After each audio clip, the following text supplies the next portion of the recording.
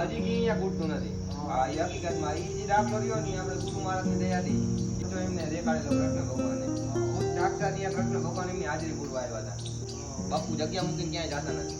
બાપુ આ જગ્યાની અંદર જીવિત સમાધિ. હા, જીવિત સમાધિ. બાપુની મરજી વગર અહીંયા પગનું મૂકીએ તો બાપુ એમ કહે કે તમે આવો તો અહીંયા બાપુના દર્શન થાય બાપુની. અત્યારે એ પાણી મીઠું જ છે અને આજુબાજુ વાવની પાછળનો જે ભાગ રહ્યો ને એ બધો આખો ખારા પાટવાળો રહ્યો. અહીંયા પાણી નીકળે પણ આવો ખારું તમે પીવા લાયક નહીં. તો મિત્રો અત્યારે આપણે આવી ગયા છીએ ચોરાવર ઝાલાવાડની ધરતીના ધાંગધ્રા શહેરમાં અને આ શહેરમાં ઘણા બધા ઐતિહાસિક વાતો ઘણી બધા ઇતિહાસો પડ્યા છે. તો અત્યારે આપણે આવી ગયા છીએ નાગા બાવાજીની જગ્યાએ, જે કહેવાય છે કે અહીંના સંત એવા દેસળ ભગત કે જ્યાં ભગવાન શ્રી કૃષ્ણએ પટ્ટો પહેરીને જેલની નોકરી કરી હતી અને ઘણા બધા પરચાઓ પણ પૂર્યા હતા. એવા દેહળ ભગતના ગુરુ એમની સમાધિ આપણે આવી ગયા છીએ અને અહીંયા નાગા બાવાની વાવ પણ કહેવામાં આવે છે. તો શું છે આપણે અહીંયા જઈને દર્શન કરીએ.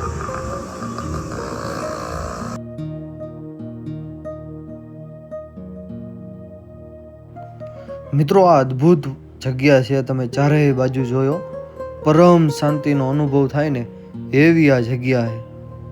કેમ કે અહીંયા ઘણા બધા તપસ્વીઓએ તપ કરેલું છે એટલે એમનો પ્રભાવ હજી પણ હોય એવું વર્તાઈ રહ્યું છે. તો હવે હું તમને આ વાવના દર્શન કરાવું. આ વાવનું નામ છે નાગજી બાવાની વાવ અને લોકો નાગા બાવાની વાવ તરીકે અહીંયા ઓળખે છે. તો મિત્રો અત્યારે આપણે આવી ગયા છીએ નાગા બાવાજીની વાવે. તો તમે અહીંયા જોઈ શકો છો આ વર્ષો પુરાણી વાવ છે. પહેલાના સમયમાં જ્યારે પાણીની અગવડ પડતી હતી ત્યારે લોકો વાવ કુવા બંધાવતા હતા પાણી માટે, પશુઓ માટે અને પીવાલાયક પાણી માટે. તો તમે આ જોઈ શકો છો અને અહીંની કોતરણી, આ બે નમૂન કોતરણી કદાચ અત્યારે ક્યાંય આવી જોવા પણ નહીં મળે અને સમય જતા ઘણી વાવો જમીનમાં ધરબાઈ ગઈ છે.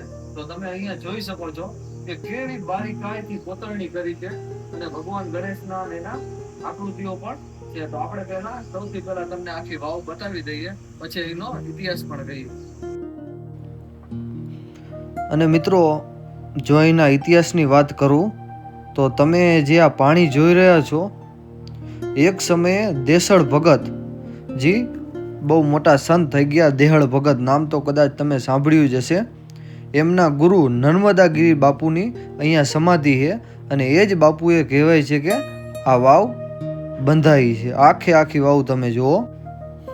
એક સમયે કહેવાય છે કે દેહળ ભગતે બધા સંતોને બેસાડીને જમાડતા હતા. બહુ મોટો મેળો કર્યો હોય એવી રીતે બધા સંતોને બોલાવ્યા હતા અને જમણવારમાં ઘી ઓછું પડ્યું તો ઘણા ડબ્બા ઘી જોતું હતું. એટલે એમના ગુરુ આ નર્મદાગીરી બાપુ પાસે એમના સેવકોને મોકલ્યા અને કહ્યું કે જાઓ ને અહીંયાથી ઘી લઈ આવો. તો બધા સેવકો અહીંયા આવ્યા અને આવીને બધી વાત કરી. ત્યારે અહીંના સંતે એમ કહ્યું કે જાઓ અને વાવમાંથી પાણીના ડબ્બા ભરી આવો. એટલે બધાને અચરજ પામ્યા કે બાપુ વાવમાંથી કેવી રીતે? વાવમાં તો પાણી ભર્યું છે. ત્યારે એમે કહ્યું કે મેં કીધું એટલું તમે કરો. એટલે બાપુ તપસ્વી હતા, બધા સેવકોને ખબર હતી અને દેહળ ભગતના પાછા ગુરુ એટલે માનવું તો પડે જ. એટલે બધાએ જઈને ડબ્બા હતા એ બધાએ આ પાણીના ભરી નાખ્યા અને પછી બધાએ લઈ ગયા અહીંયા. અને જેવા અહીંયા લઈને ઉતાર્યા તો પાણીનું બધું ઘી થઈ ગયું હતું. પછી બધાએ સંતોને જમાડીને પછી બાપુએ પાછા ઘીના ડબ્બા ગામમાંથી લઈને પાછા મોકલાવી દીધા અને કહ્યું કે હાલો આ અહીંયા દઈ આવો. ત્યારે અહીંયા પાછા આવ્યા એટલે નર્મદાગીરી બાપુએ કહ્યું કે જેમ તમે વાવમાંથી ભર્યા હતા એવી રીતે અહીંયા ઠલવી નાખો. એટલે બધાએ જઈને બધાએ ડબ્બા પાછા ઠલવી નાખ્યા. જેવું ઘી પાણીમાં ગયું તરત જ પાણી થઈ ગયું. આવા ઘણા બધા ચમત્કારો અહીંયા પ્રચલિત છે અને એ છે આ નર્મદાગીરી બાપુની આ સમાધિ જે તમે જોઈ રહ્યા છો. તો મિત્રો અહીંયા સેવકગણ હતા, આપણે એમની સાથે થોડીક વાત કરીએ. તો તમારું નામ? નિલેશભાઈ પરમાર. હું અહીંયા ધાંગધ્રાનો છું. અહીંયા બાપુની 2 કલાક સેવા પૂજા કરીને સાફ સફાઈ કરીને આરામથી અહીંયા અમે ઘેરોના રોટી બોટી નાખીને અમે કમ્પ્લીટ કરાવી. બાપુના અંદાજે 250 વર્ષ જેવું થયું, 250-300 વર્ષની આસપાસ. તો અહીંયા કેટલા હનુમાન કેટલી સમાધિ કેટલી? હનુમાન આ આજુબાજુ જોવો ને તો આ બધી ટોટલીમાં સમાધિ જ છે 10-15 જેવી સમાધિ છે. આ બાપુની જીવિત સમાધિ નર્મદા દેવી મહારાજની બ્રહ્મની. હા 1008 આપણે જૂનો અખાડો કાશીમાં ઝૂંપી છે. બાપુના ઘણા વર્ષો થઈ ગયા. બાપુની જીવિત સમાધિ બાપુ હાજરા હાજર લાઈવ કરતો. આ બાપુ જગ્યા મૂકીને ક્યાંય જતા નથી.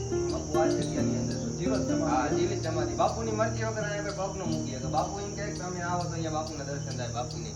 અને મેં અહીંયા સાંભળ્યું છે અંદર ભોયરું પણ છે. હા બાપુનું ભોયરું અહીંયા અંદર આપણે જે બાપુનો ધૂણો રહ્યો ને ધૂણાની બાજુમાં બાપુનું મસ્ત નાનું એવું ભોયરું અહીંયા બાપુ મસ્ત ઓલા શું કહે તપસ્યા કરતા હતા બાપુ શાંત જગ્યામાં.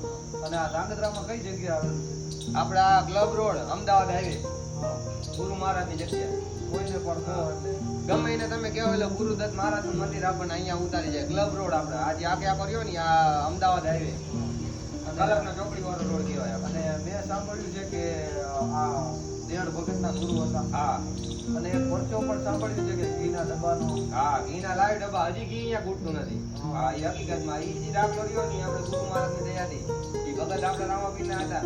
ઈ તંત્રી દેસડ ભગત રહ્યા ની એમને અહીંયા લાઈવ પરચો એમને દેખાડેલો કૃષ્ણ ભગવાન. ખુદ સાક્ષાત અહીંયા કૃષ્ણ ભગવાન એમની હાજરી પૂરવા આવ્યા હતા. જ્યારે એમને મહારાજ કાળમાં હતા ને ત્યારે એ લોકો બાપુની આ એમની જ વાવ છે. આ વાવના નામેથી જ આપણા બાપુ અહીંયા આવ્યા. સૌપ્રથમ બાપુ અહીંયા આવીને આ વાવ પેઢી વાવમાં મીઠું પાણી કરે. મીઠું પાણી કરે આ વાવમાં જ પાણી આવતું હતું મીઠું. પછી અહીંયાથી અને અત્યારે મીઠું પાણી હા અત્યારે એ પાણી મીઠું જ છે. અને આજુબાજુ વિસ્તારમાં બધે પાણી મીઠું અહીંથી. હા અને ઓલી બાજુ સાંભળ્યું છે કે ખારું પાણી આવે છે કંઈ? હા એ આપણે આ બાજુ જે વાવની પાછળનો જે ભાગ રહ્યો ને એ બધો આખો ખારા પાટ વાળો રહ્યો. અહીંયા પાણી નીકળે પણ આવું ખારું તમે પીવા લાયક નહીં. આપણા વાવની અંદર જે પાણી રહ્યું ને એકદમ શુદ્ધ પાણી નર્મદા જેવું જળ રહ્યું ને એકદમ ફિલ્ટર કરેલું પ્યોર પાણી.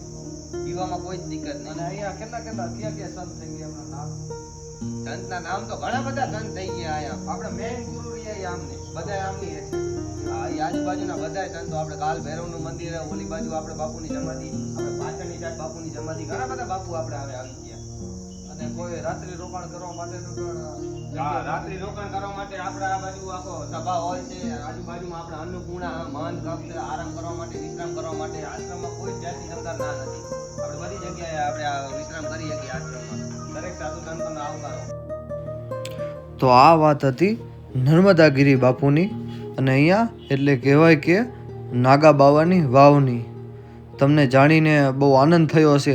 અને કદાચ ધાંગધ્રા સાઈડ આવો એટલે એકવારથી જરૂરમાં જરૂર આ વાવની મુલાકાત લેજો અને ઘડીક અહીંયા બેસજો. તમારું મન ફ્રેશ થઈ જશે.